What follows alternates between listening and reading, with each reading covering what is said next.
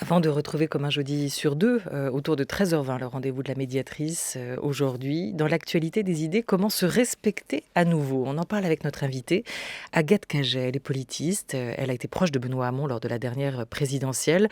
On l'avait reçue ici, à la grande table, pour faire tomber les murs entre intellectuels et politiques. Un ouvrage paru il y a 3 ans, une ambition qu'elle continue à essayer d'entretenir et appliquer aujourd'hui. On la retrouve donc dans ce nouvel essai, publié aux éditions des Équateurs et intitulé « Respect » avec un point d'exclamation à la manière d'Aretha Franklin. Le constat, nous ne savons plus nous parler, reconnaître les qualités des autres, accepter nos différences. La solution, développer une nouvelle éthique de la considération. Bonjour Agathe Caget. Bonjour. Où est-ce que cette absence de respect vous semble aujourd'hui criant ? Je pense qu'il faut qu'on regarde les 12 derniers mois. Et les 12 derniers mois m'ont poussé à pousser ce cri de colère et à appeler à ce sursaut pour que tous, individuellement et collectivement, on aille rechercher le respect. Les 12 derniers mois, c'est d'abord l'explosion des inégalités devant la vie. On l'a vu pendant le premier confinement. Si on regarde ce qui s'est passé, on a une explosion de la surmortalité dans les territoires où il y a le plus de précarité. La surmortalité liée à la Covid augmente de 180% à pleine commune et de 65% seulement en Seine-et-Marne. Les 12 derniers mois, c'est les derniers chiffres des violences que subissent les femmes. En 2019, on a 149 femmes qui sont décédées suite un féminicide. On a 50 000 plaintes qui ont été posées pour des viols ou des faits d'agression sexuelle. Ces 12 derniers mois, on a fait un choix politique extrêmement fort qui a été d'interdire les résidents des EHPAD, les personnes âgées en situation de dépendance, de sortir des EHPAD ou de recevoir des visites. On a décidé pour protéger leur santé de les enfermer, mais sans leur demander leur choix, sans les prendre véritablement en considération. Et ces 12 derniers mois, on a vu également, de l'autre côté de l'Atlantique, puis partout sur la planète, le mouvement Black Lives Matter véritablement se développer suite à l'assassinat de George Floyd. Ce que je veux dire, c'est qu'on a vu ces 12 derniers mois véritablement exploser une réalité terrible, celle d'un manque de considération généralisé, le manque de considération des hommes envers les femmes, des boomers envers les millennials, de toute la population envers nos personnes les plus âgées, des plus riches envers les plus précaires. Et face à cette situation, je dis attention. Attention, on parle beaucoup de confinement face à la crise sanitaire, mais la réalité, c'est que de plus en plus, nous vivons, chacun d'entre nous, confinés dans le petit espace de nos relations extrêmement proches, sans plus faire attention aux autres, sans plus de considération envers les autres, sans plus tenter de voir qu'autour de nous, chaque personne qui nous entoure, c'est une personne avec son humanité, avec ses singularités, et qu'il faut qu'on la voie, il faut qu'on cesse de rester confiné dans la facilité de l'indifférence, dans la facilité du mépris. Faire preuve de respect, finalement, c'est quelque chose qui n'est pas évident, mais pourtant, c'est de ça dont nous avons véritablement, individuellement et collectivement besoin. Sauver sa peau, si c'est un peu le leitmotiv qui nous anime tous, même peut-être inconsciemment depuis 1 an, depuis le début de cette crise sanitaire, est-ce que vous iriez jusqu'à dire que c'est devenu aussi une forme de doctrine d'État ? C'est-à-dire que aujourd'hui, l'action politique, elle est guidée par un objectif qui est l'objectif de lutte contre la crise sanitaire. Et cet objectif de lutte contre la crise sanitaire a fini par imposer un certain nombre de choix aux individus et à imposer un certain nombre de choix qui sont aussi des choix restrictifs. Moi, ce que je dis aujourd'hui, c'est qu'il faut qu'on arrive à penser au fait qu'on a besoin de prendre chacun en considération. Et prendre chacun en considération, c'est ouvrir les horizons de chacun d'entre nous, ouvrir les horizons des plus jeunes, les horizons des plus précaires, les horizons également des personnes âgées. Mais est-ce que vous avez le sentiment que la parole politique a contribué à diviser, voire à dévaloriser ? Moi, je pense qu'on a un véritable problème de parole politique. Aujourd'hui, on a un double problème de parole politique. C'est un problème qui s'inscrit dans le temps long et qui est un problème qui s'est accentué encore ces derniers mois. On a un double problème de parole politique. Le premier problème, c'est que, d'une certaine manière, la parole politique a perdu de sa superbe.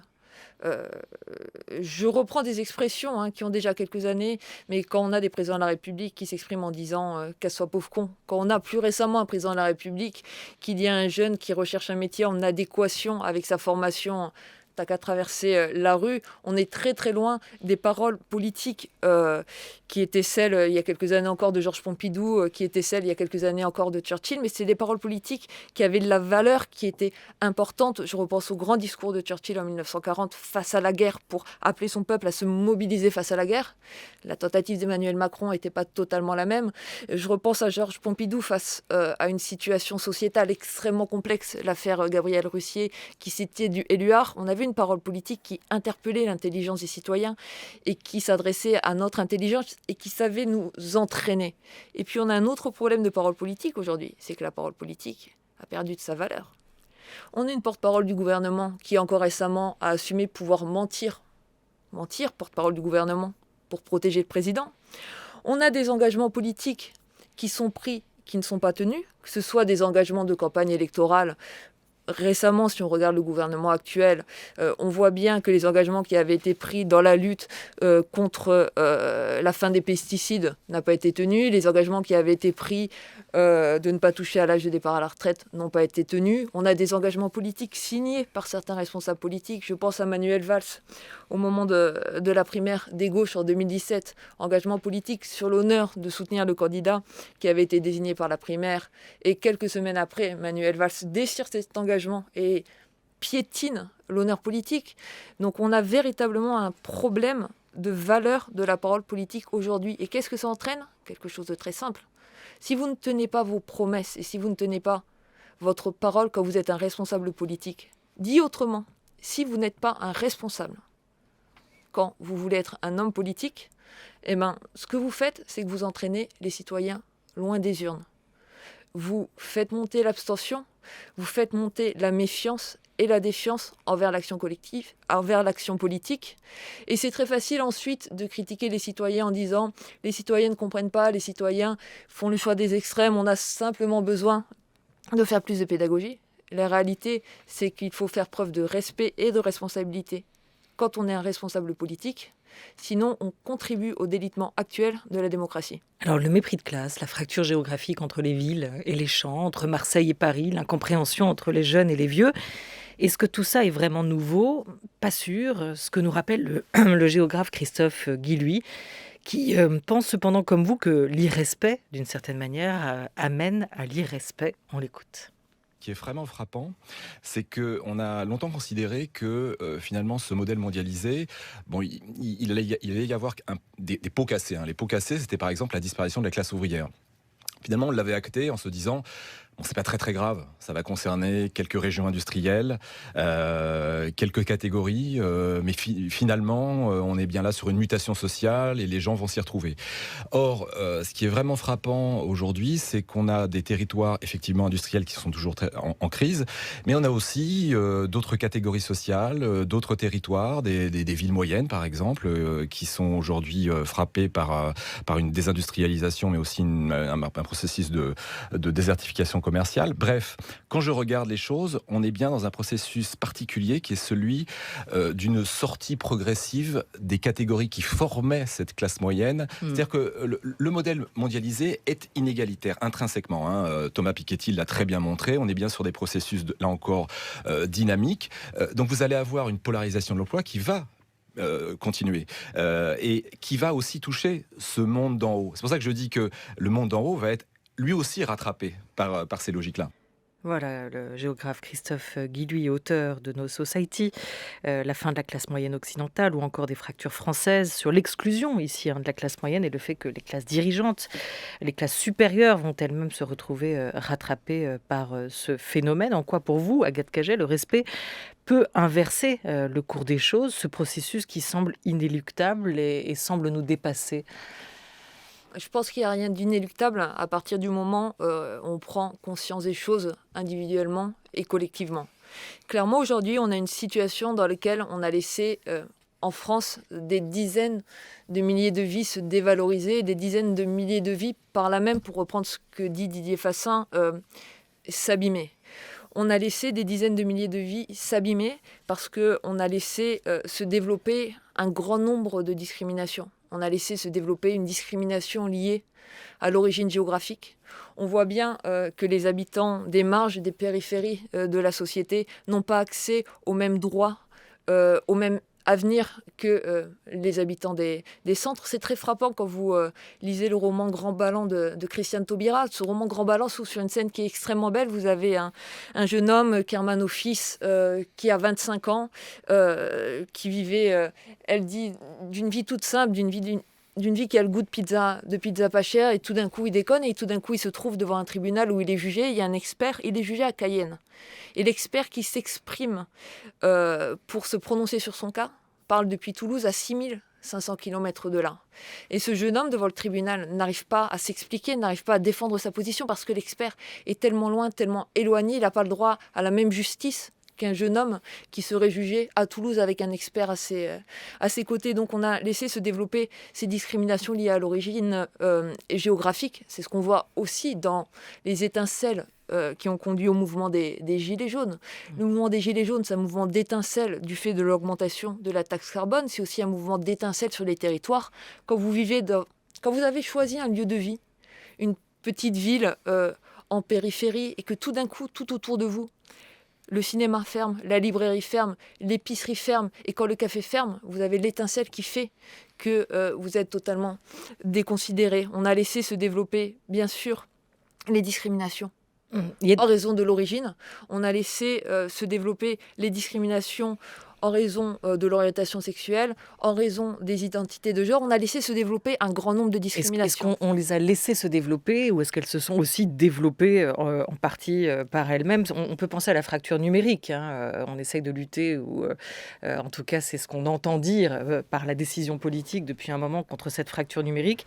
Mais c'est vrai qu'elle est là, elle s'installe. Vous soulignez aussi la perte de sens de l'humanité au profit des technologies. Comment répondre à ces divisions-là? Quelles ouvertures cela pourrait permettre? Et j'en reviens à cette idée de droit au respect que vous évoquez et que vous défendez. Oui, ces discriminations, on les a laissées se développer, et elles se sont développées. Pour moi, les choses ne sont pas inéluctables. Justement, si on met en place ce droit au respect, cette éthique du respect que je propose, elle est relativement simple. Il faut qu'on s'engage, chacun d'entre nous et collectivement, à permettre à ce que chacun puisse faire l'expérience de l'affection, c'est-à-dire à permettre qu'on mette fin aux intolérances et au délitement des solidarités. Il faut qu'on permette à ce que chacun d'entre nous puisse faire l'expérience du droit, c'est-à-dire que dans la réalité, chacun puisse véritablement vivre comme étant un membre égal d'une communauté d'égaux en droit. Or, la problématique aujourd'hui, c'est que l'égalité affichée pour bien des personnes n'est pas une égalité réelle. Il faut enfin qu'on permette à chacun de faire l'expérience de l'estime sociale, c'est-à-dire qu'il faut qu'on en finisse avec toutes les formes de mépris social.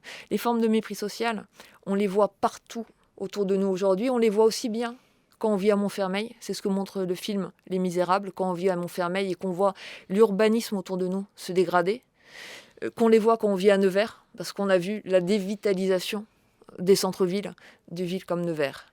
Et ça demande un engagement individuel et ça demande un engagement collectif. L'engagement individuel, c'est il faut que j'accepte, comme il faut que vous acceptiez de vous décentrer. Il faut qu'on arrête de se focaliser uniquement sur les gens qui sont proches de nous et qui sont comme nous. Il faut qu'on accepte de regarder autour de nous ce qui se passe, ce que vivent les autres, qu'on accepte leurs différences, qu'on accepte leur singularité, qu'on accepte ce qu'ils apportent à la société. Et ça commence par le dire, à vous lire, Agathe Caget. On peut citer comme exemple cette proposition qui est en ce moment débattue et votée au Parlement européen, celle de faire de l'Union européenne une zone de liberté LGBT+. Vous reparlez de ces discriminations dont sont victimes aussi la jeunesse et et ça nous ramène à ces mots de Didier Fassin, commence par dévaloriser une vie et produit ensuite des vies abîmées. Vous croyez, vous, au côté performatif du langage et de ce type de décision, faire de l'Union européenne une zone de liberté? Je crois, oui, au côté performatif du langage, parce que quand on parle de respect, le langage est extrêmement important. Il y a des mots qu'on doit bannir, il y a des expressions qu'on doit bannir, et au contraire, il y a la valorisation qui passe aussi par les mots, mais l'action là de l'Union européenne est en réaction au fait que les droits sont mis à mal en Pologne et que dans certains pays l'intolérance envers les LGBT est extrêmement forte. Donc l'Union européenne il y avait une exigence, un besoin qu'elle affirme des droits égaux pour toutes les personnes, quelle que soit leur orientation sexuelle, quelle que soit leur identité de genre. Et puis je crois surtout, je crois à l'action politique. Sur les discriminations, Jacques Toubon, dans son dernier rapport en tant que défenseur des droits, a dit lutte contre les discriminations. Le rapport est centré sur les luttes contre les discriminations liées à l'origine. Il dit lutte contre les discriminations. Il y a urgence d'agir. L'urgence d'agir, c'est qu'il faut en finir avec les bonnes intentions. Il faut en finir avec les labels. Il faut en finir avec les chartes. En tout cas, il faut arrêter de rester à ce niveau. Il faut véritablement agir aujourd'hui. Se donner des calendriers, se donner des moyens d'action, se donner des objectifs, se donner des objectifs de résultats et surtout atteindre ces résultats. Parce que quand on parle de discrimination, on parle de réalités concrètes, de drames humains concrets, on parle de vies humaines qui sont dévalorisées et de vies humaines qui sont abîmées. Et quand on abîme la vie d'un jeune parce que du fait de sa couleur de peau, on refuse de prendre son CV sur un salon, parce que du fait de sa couleur de peau, il se voit refuser 1, 2, 3 appartements en location. On est véritablement sur des drames humains, on est véritablement sur un abandon collectif de personnes qui, pourtant dans notre société, ont théoriquement les mêmes droits, la même chance à se construire un avenir que les autres. Alors ce livre, c'est à la fois un manifeste programmatique pour une éthique de la considération, elle évoquait Agathe Caget, ce livre Respect qui paraît aux éditions des Équateurs, et c'est aussi un livre de réflexion, de philosophie politique. Vous repartez de l'éthique kantienne, avec Kant, l'humanité, on aurait dû apprendre et savoir que l'humanité est toujours digne de respect. Vous passez par Hannah Arendt et sa réflexion autour de la violence et de l'autorité, pour aussi rencontrer Axel Honneth, figure de l'école de Francfort. Axel Honneth qui a toute sa vie travaillé sur cette notion de reconnaissance, qui est un fin connaisseur d'Hegel, de Michel Foucault, et qui parle aussi de l'apport décisif dans sa réflexion d'un certain George Herbert Mead. La reconnaissance, pour vous, Agathe Caget, en quoi c'est une notion importante pour comprendre ce que c'est que le respect comme idée, comme idéologie, comme responsabilité, comme droit? En quoi la reconnaissance est peut-être une application concrète même de cette idée de respect? En tant qu'être humain, c'est relativement simple. Nous construisons, c'est ce que montre Axel Honneth en s'appuyant sur les travaux d'Emmanuel Kant. En tant qu'être humain, nous construisons dans le regard des autres. J'arrive à me respecter moi-même, j'arrive à développer mon estime de moi-même, j'arrive à avoir confiance en moi grâce et uniquement grâce au regard des autres. C'est pour ça qu'en tant qu'être humain, j'ai besoin de l'affection d'autrui, que ce soit des relations amicales ou que ce soit des relations amoureuses. C'est pour ça qu'en tant qu'être humain, j'ai besoin de me sentir membre d'une communauté d'égaux en droit. Et c'est pour ça qu'en tant qu'être humain, j'ai besoin que la société me dise « Oui, tu es capable de faire des choses. Oui, tu apportes quelque chose. Oui, ta singularité d'être humain est essentielle à notre collectivité. » J'ai besoin d'être reconnu. Pour exister, c'est un besoin qui est lié à notre humanité profonde. Et c'est pour ça que moi j'appelle au respect, en appelant à ce triple engagement que chacun d'entre nous doit prendre, de reconnaître les autres par de l'affection, de reconnaître les autres comme étant mes égaux en droit et de reconnaître ce que les autres peuvent apporter à la société. C'est essentiel et c'est véritablement au fondement de la construction d'une société qui soit une société solide, une société solidaire et une société dans laquelle chacun puisse s'épanouir. Alors comment faire une fois qu'on a établi ces 3 principes, en tout cas ces 3 visages du respect et de sa reconnaissance, les 3 formes que cette reconnaissance pourrait adopter, la reconnaissance morale de l'individu, vous l'évoquiez, celle des aptitudes, l'amour et l'amitié aussi pour commencer. Comment faire? C'est aussi cette réflexion-là que vous ouvrez dans ce livre et ça commence pour vous par 2 grandes batailles, en finir avec les discriminations et le déterminisme social. Vous écrivez aussi, Agathe Cagé, que le féminisme doit être radical, mais que c'est le cas surtout et aussi en France aujourd'hui du combat pour le respect. La radicalité, comment comprendre cette notion aujourd'hui qui semble éloigner l'idée de respect? Comment ces 2 notions, radicalité et respect, sont-elles compatibles? On écoute juste avant de vous écouter, vous, les mots de Christiane Taubira, qui est un des fils conducteurs aussi par sa pensée de ce livre.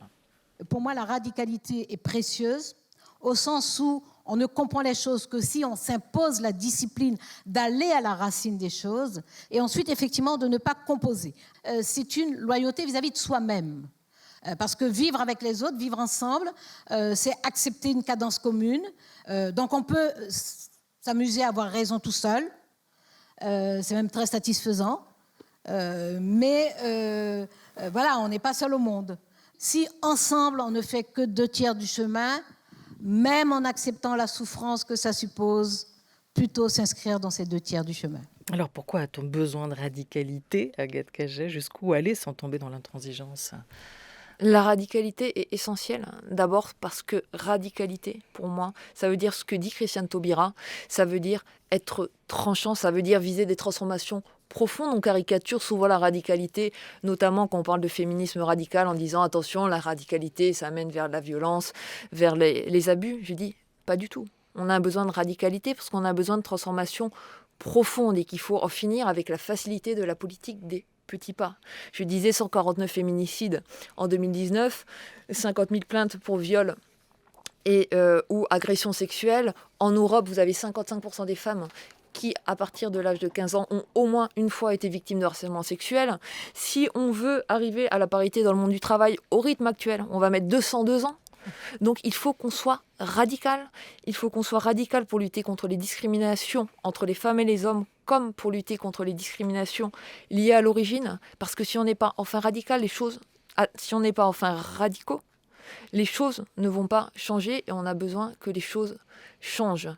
On a besoin Toute période charnière a besoin de sa part de radicalité. Toute période charnière. On est dans une période charnière. On est dans une période charnière parce qu'aujourd'hui, il faut qu'on fasse le choix d'accepter de continuer de vivre confiné, enfermé, ou d'accepter de construire une société différente. Je lisais les derniers mots de Gisèle Halimi dans Une farouche liberté. Gisèle Halimi nous dit dans Une farouche liberté, on a accepté des millénaires sur la question des droits des femmes, de patriarcat. Je ne comprends pas pourquoi les femmes ne font pas la révolution aujourd'hui.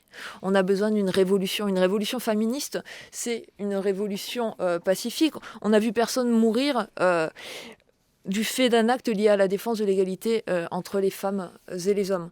On a besoin de cette radicalité. Le respect, mon appel au respect, d'une certaine manière, est un aspect au respect qui est radical, qui se fonde sur 2 éléments. Le premier élément, c'est qu'il faut accorder son respect aux autres sans attendre la réciprocité. C'est Emmanuel Levinas qui le dit, c'est fondamental. Il faut qu'on arrête de dire je veux d'abord être respecté avant de donner mon respect. Il faut donner son respect aux autres sans attendre de réciprocité. Et le deuxième élément, c'est considérer que chaque être autour de nous a le droit au respect et a le droit d'être reconnu, quel qu'il soit. Quoi qu'il ait fait, Albert Camus le dit dans sa lettre, sa 4e lettre pour un ami allemand, et pourtant il s'adresse au bourreau du nazisme. Il le dit, je vous reconnaîtrai en tant qu'homme et je vous reconnaîtrai dans votre humanité. C'est quelque chose qui demande un engagement individuel, c'est quelque chose qui demande un engagement collectif, c'est quelque chose qui demande aussi un nouveau programme politique. Et oui, basé autour de cette notion. Et vous en posez les bases, Agathe Cagé, dans ce respect pour une nouvelle éthique de l'engagement politique aussi, pas simplement de la considération 2022 dans le viseur. Eh bien, ça tombe bien parce que c'est la une du nouveau numéro de Papier, la revue de France Culture. La gauche, c'est par où? On finit par ne même plus savoir par où la chercher. Alors, est-ce que vous pouvez nous aider un peu? Ils ont tenté de répondre à cette question. Ils sont plus de 60 personnalités à apporter quelques mots-clés, leur idée de par où chercher. Il faut se refonder, dit Clémentine Autain. Il faut réinventer les services publics pour Étienne Balibar, s'opposer pour Guillaume Basquin, lutter contre les inégalités, l'inégalité des chances. C'est au cœur de tout, selon Gérald Bronner. L'indépendance des médias, ça c'est un bon début pour votre sœur Julia Caget. Donner un avenir pour Annie Ernaux. Vous avez une idée par où il faut chercher? J'ai entendu la gauche ce midi parce que vous avez passé un extrait de parole de Christiane Taubira. Oui, aussi donner un avenir, comme dit Annie Ernaux. Le respect, l'appel au respect que je fais, c'est véritablement l'appel à donner un avenir à chacun, c'est-à-dire à donner la possibilité à chacun d'avoir plus de choix et d'avoir la liberté de s'exprimer en tant que personnalité et en tant qu'individu.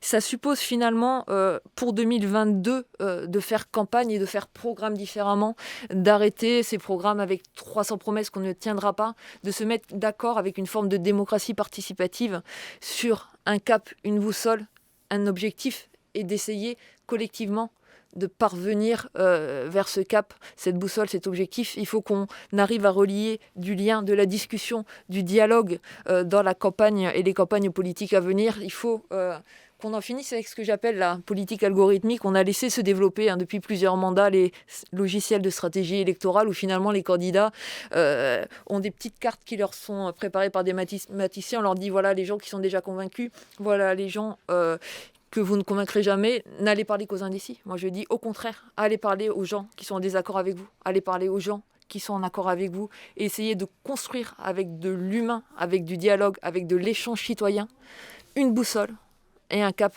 qu'il faudra ensuite tenir. Voilà, le livre s'appelle Respect, il aurait pu s'appeler Il faut. Merci beaucoup Agathe Caget d'être passée autour de cette grande table France Culture. Merci. Il est 13h23.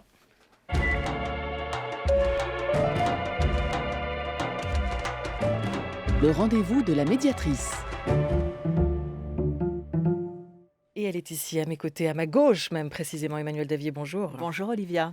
À vos côtés, Sandrine Trainer, directrice de France Culture. À votre ce droite. Rendez-vous à ma droite, je n'ai pas osé le dire. Faut dire, oui. Voilà, là j'étais piégée. Sans purement géographique, on se rassure. Sandrine Trainer, bonjour. De très nombreux auditeurs nous ont écrit à la suite de l'interview de Jean-Pierre Le Goff par Guillaume Erner vendredi dernier. Je vous lis l'extrait d'un message d'un auditeur. Jean-Pierre Le Goff nous proposait une approche globale du traitement de l'information en pointant la bulle victimaire dans laquelle patauge le journalisme actuel. Son propos, qu'on le partage ou pas, était riche et illustré. Votre journaliste n'a fait que le couper, l'empêcher de dérouler son argumentation. Et puis, sous forme de question, un autre auditeur synthétise bien la teneur des messages reçus. Il demande à quel moment les journalistes vont-ils enfin comprendre qu'on se moque de leurs opinions, qu'ils ne sont pas payés pour nous donner leur vision du monde, mais plutôt celle des personnes qui sont invitées. Sandrine Trainer, comprenez-vous les réactions de vos auditeurs et comment recevez-vous leurs remarques ? Alors d'abord, je comprends.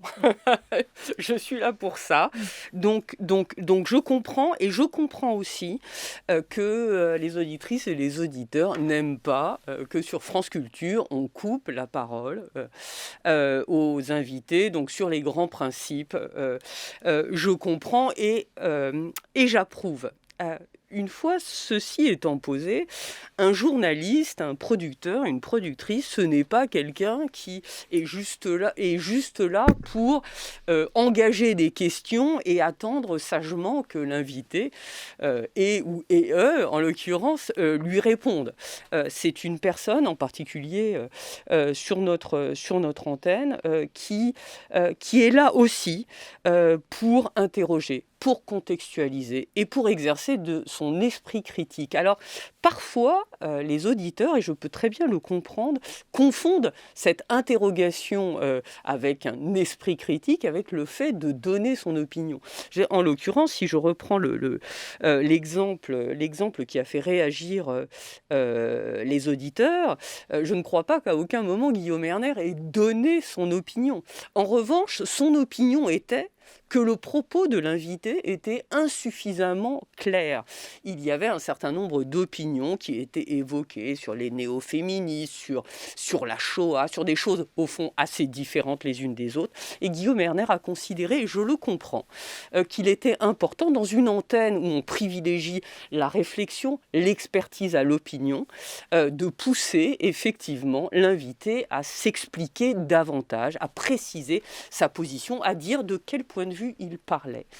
Alors, si on poursuit cette clarification du rôle de l'intervieweur, est-ce que vous estimez donc qu'au cours d'une interview, le journaliste qui pose des questions peut prendre part à l'échange et, par exemple, bien donner son point de vue sur le sujet du débat en cours? Alors, évidemment, tout dépend un peu du statut que l'on donne à ce mot de journaliste. Par exemple, quand Alain Finkielkraut ou, je sais pas, ou Jean-Noël Jeannet font leurs émissions, répliques, concordance des temps, pour ne pas les citer, je ne crois pas qu'ils fassent œuvre simplement de journalistes. Ils sont aussi des personnalités, et pour certains, pour l'un des deux, un historien scientifique engagé aussi dans sa discipline. Et à ce titre-là, évidemment, il leur arrive de sortir de leur réserve. Pour d'autres producteurs, ce sera moins le cas. Alors, peut-il prendre part à l'échange? Je dirais, toujours avec ce questionnement critique, oui. Du point de vue de l'énoncé de ses opinions, bien sûr que non. Il n'est pas là pour ça, sauf s'il s'agit de rectifier quelque chose de manière importante, de faire respecter la loi ou un point de vue respectant les valeurs de service public qui sont les nôtres. Néanmoins, comme je pense que vous ne me posez pas la question tout à fait par hasard, il y a eu effectivement un invité cette semaine qui a pris à partie le matinalier, l'attaquant du reste du point de vue de choses qui avaient été écrites tout à fait ailleurs qu'à France Culture et qui ne concernaient pas l'activité de Guillaume Erner à France Culture. À ce titre-là, il me semble que Guillaume Erner n'avait pas d'autre choix, et il en était le premier mari, que de sortir de sa posture, je dirais, de matinalier pour répondre à un invité qui, me semble-t-il, le prenait en otage. On poursuit avec un tout autre sujet qui nous a valu un certain nombre de messages. France Culture a publié un entretien croisé entre Jean-Marie Le Pen et l'historien de l'extrême droite Nicolas Lebourg. Et des auditeurs n'ont pas compris cette interview, estimant que la chaîne faisait le jeu du parti de l'extrême droite. Parmi les messages envoyés, on peut lire « Je pense qu'il est possible de poser le même débat sans donner autant d'importance à la parole propre des interlocuteurs. Je souhaiterais savoir quel est le sens que vous donnez à ce choix éditorial, en particulier dans le contexte actuel. » Sandrine Trener, que répondez-vous à ces auditeurs ? Bon, je réponds plusieurs choses. Je réponds d'abord qu'il y a une question de pluralisme que je me dois de rappeler. Aux dernières intentions de vote, le Rassemblement national est crédité, ce qui ne concerne pas Jean-Marie Le Pen, du reste, n'est crédité de 47% des intentions de vote. On peut toujours mettre la poussière sous le tapis, comme on disait. C'est un débat qu'on a depuis 30 ans.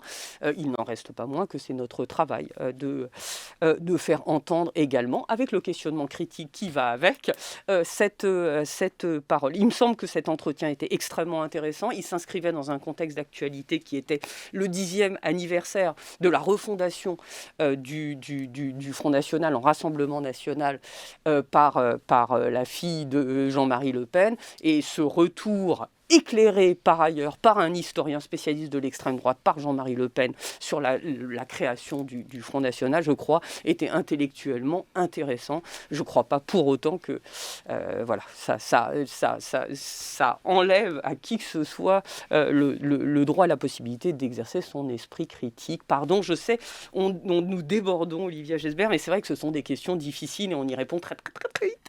Merci, Sandrine. Pardonnez-nous. Merci, Sandrine d'avoir pris le temps d'y répondre. Merci beaucoup à toutes les deux, merci. Un grand merci aussi à toute l'équipe de la Grande Table pour cette très belle semaine à la réalisation. C'était Félicie Faugère, aujourd'hui encore avec Clara Galivelle. Demain, Grande Table critique, ce sera avec Lucille Como. Bel après-midi à tous sur France Culture, il est 13h30, les pieds sur terre.